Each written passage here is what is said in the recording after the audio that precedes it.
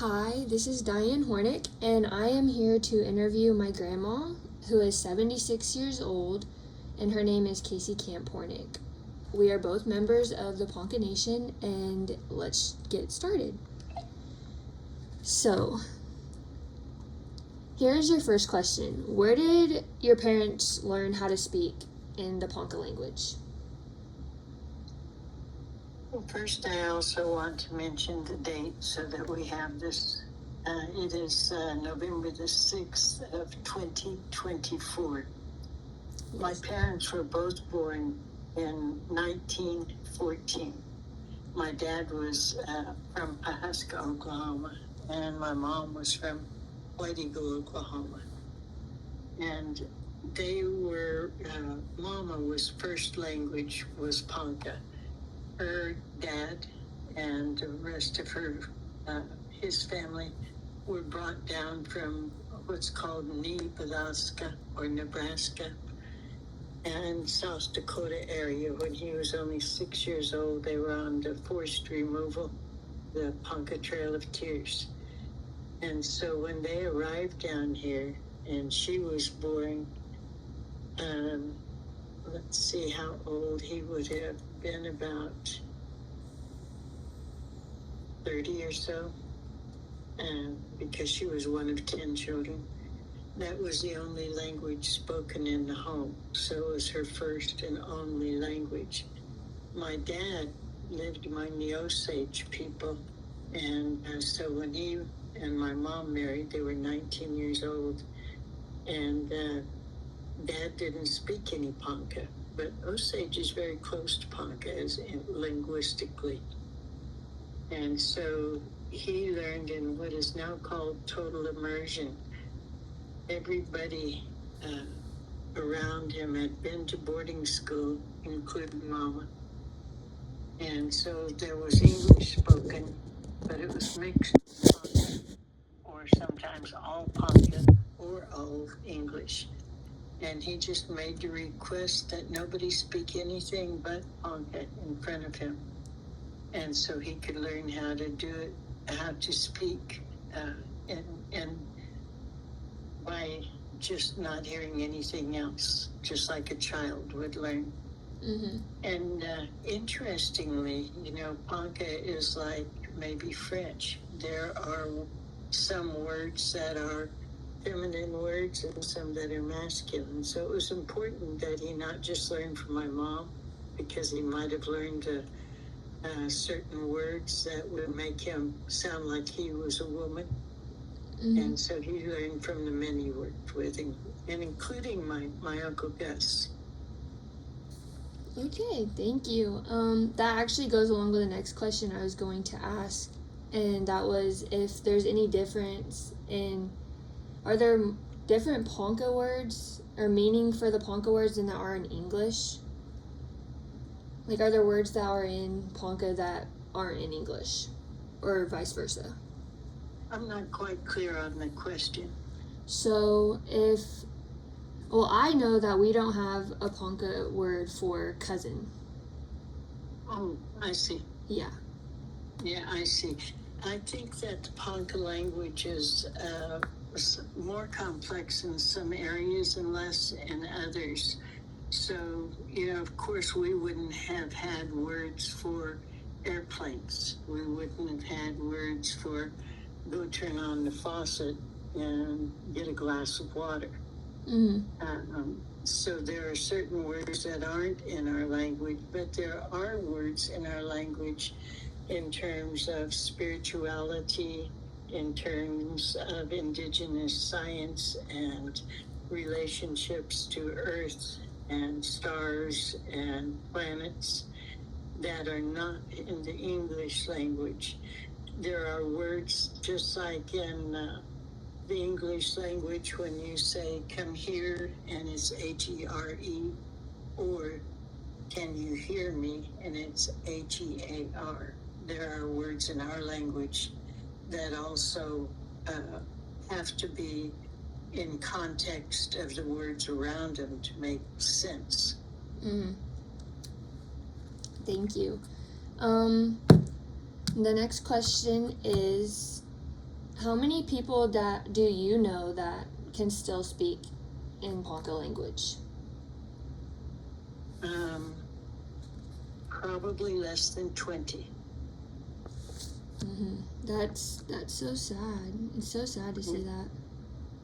It was a deliberate thing that the federal government of the United States did, and you may have seen recently in the last month that President Biden made an apology to the survivors of boarding schools, like my mom was, that was set up deliberately to deculture or to take our culture away, language, customs, even that's why so many of our people have so many addictions and don't have all the parenting skills that we should, is because the kids were kidnapped anywhere from 3 to 6 years old and kept away from the culture, their family, for 9 months out of the year. And so the language was deliberately killed. It's only now that there's beginning to be a revival and some response by the federal government to the responsibility of having language programs. How old was your mom whenever she was taken to a boarding school? Mama was 6 years old, being the youngest of the children. Of the 10 children, and only 3 of them survived to adulthood, by the way. Then she used to be hidden every time that they came to pick them up. You know, the Bureau of Indian Affairs, which is now under the Department of Interior, and we're kind of like their wards of the government through the Bureau of Indian Affairs. They have guardianship over us from the time that we're born, especially at that time where people were imprisoned on the reservations. They were truly POW camps. So Mama, being hidden all the time, didn't go as early as some of the other siblings had. And one year when they, you know, where we camped down and always have right there along the Salt Fork in our particular camp, Mama was down there at the age of 6 with some relatives and other young ones that hadn't been found yet. And she said that a touring car came through, and these people in suits jumped up and grabbed her and 2 of her relatives. One of them was Delphine, and the other one was a young boy named Stanford White Star, and he was only 3 years old, but he was real big, and they thought he was older, and they threw him in the back of the car and took off with him before their parents could save them. And they took him about 100 miles out to the west to a school called Cantoma, and they were imprisoned there 9 months out of the year. She said they all had tried to escape many times, but the first day they were there, they stripped them, and can you imagine that by itself, you know, if that was the only thing that happened to you? That is but then horrible. They poured kerosene on their heads because they said all natives had lice, and then they put them in uniforms, and the schools were run by like army barracks, and they put the girls in one dorm and the boys in the other. It's really, really badly abusive in every way, real brutal. And she said that Stanford used to cry every night. You know, he was only 3. And that the boys would sneak him out of the boys' dorm and bring him over to the girls' dorm, and they'd get him through the windows, and they'd let him sleep, and they'd take care of him. They'd sing Ponca songs to help him feel okay, and then before daybreak, the boys would come get him, take him back over. But at that school,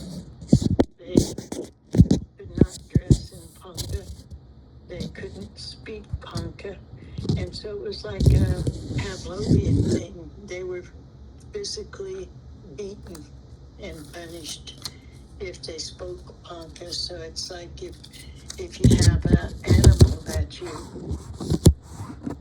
eat, every time that animal takes a bite of food, it's going to be afraid to take a bite of food. That's what the Pavlovian effect. He did that reward and punish system to show how to train.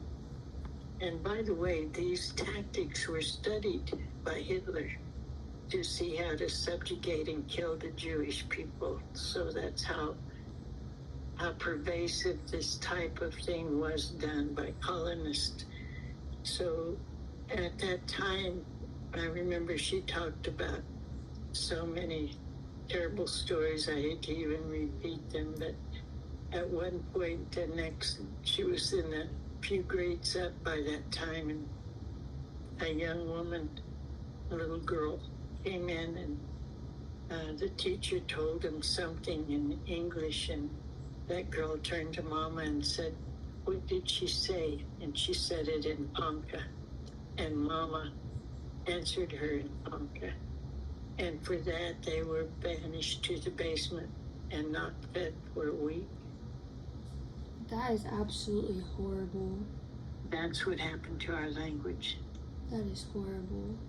So whenever your mom got out of those camps, or the boarding schools, was she more in speaking English then? Or did she still speak her? Mama escaped when she was 15. She was up at Chilocco by that time. She'd gone to other boarding schools, including one in Pawnee. And at that time, she was up in Chilocco. And she had been, you didn't know her, your mom. You'll have to talk to Mama about that. But she was very strong-spirited. She told me, she said they could cut our hair, they could change our clothes, they could beat us, they could starve us, but they couldn't touch our spirits. They couldn't touch our minds if we stayed strong, So the time that she was able to escape at the age of 15, she was about 25 miles from White Eagle Den. And she had a history teacher that was just cruel. And Mama had, like so many others, they had to sit with their hands folded on their desk all the time, like your fingers laced together, and have it sitting right in front of you on the desk. And that woman came by and had a big book in her hand, and she had been teaching the colonists history. And at one point, when she was talking about how the savages had to be cleansed from the earth, according to Andrew Jackson's, even the children, because nits make lice. And I guess my mom kind of shook her head no a little bit, just barely. She said that woman came with that big book and slammed her hands where they were folded together on the desk. And so Mom just got up and she grabbed that book out of that woman's hands and slammed her against the head and knocked her flat, and walked out. And she said, just like my brother Gus, when he escaped Carlisle, he told us, "I'm going back to the blanket." In other words, I'm going to go reclaim my ways. I'm going home, being Ponca. And she walked home at that age and never went back. That's extraordinary. She was an amazing woman. Yep. Where did the Ponca tribe come from?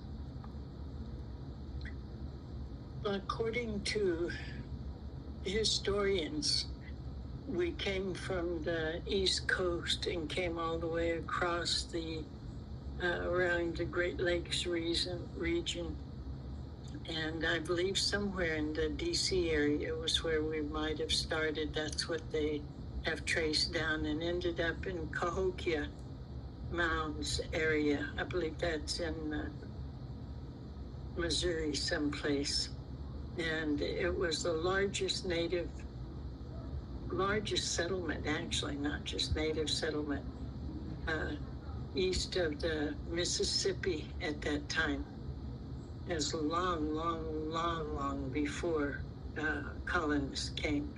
Mm-hmm. And they said that at one point we became conscious that we were not being good to Mother Earth, having that big a place, just all of us living there. So our people separated off in a long way story, but they dropped colored bones. The ones we're connected with linguistically and kind of like our brother-sister tribes, or the Wajaji or the Osage, and they're called the Children of the Middle Waters. That's what they call themselves. The Kansa, and that's the Kaw people. And that's that they're the people of the wind. The Umaha, and they're the upstream people. The Wakpa, or the Quapa, and they're the downstream people. And then the Panta are the sacred head. And so when those bones were dropped in this circle, it was to show us where we felt Wakanda wanted us to go, because many ceremonies and prayers were made first. And each band of us, the Ponca and those other four, were represented by one color of the bones that were dropped, and where that bone pointed and how far from the center of that circle, which was Cahokia Mountains in our understanding, was where we were to go. Mm-hmm. So the Ponca ended up way up there around Wind Cave, all the way Wind Cave, which is now called South Dakota, all the way over to where Nishude and Niblava, or Missouri River and Niobrara River connected. And that was the territory where we had probably 18 to 24 village sites, and a large traveling area where we never were unkind to Mother Earth, never overhunted, overplanted, overstayed. Mm-hmm. We just moved around. And then in the Treaty of 1868, Ponca, by the way, had 5 treaties with the United States because we are a sovereign people, and the treaty is the supreme law of the land according to the Constitution, and they had to negotiate with us. So we're supposed to, in good faith, negotiate with us nation to nation. So in that way, we had made an agreement to cede or to give to them over 2.25 million acres of land in order to stay in one small township. And then in the Treaty of 1868, they gave the Lakota our land, and they said it was a big mistake because in truth, they wanted to put railroads through Lakota land and take the gold out of the Black Hills. Mm-hmm. And so they ended up with our land, and we were forcibly removed, had to leave everything behind except what we could carry, which was hardly anything, and forced to walk 700 miles down to present day north central Oklahoma. Understand that Oklahoma was designated as Indian Territory at that time. Mm-hmm. It wasn't a state.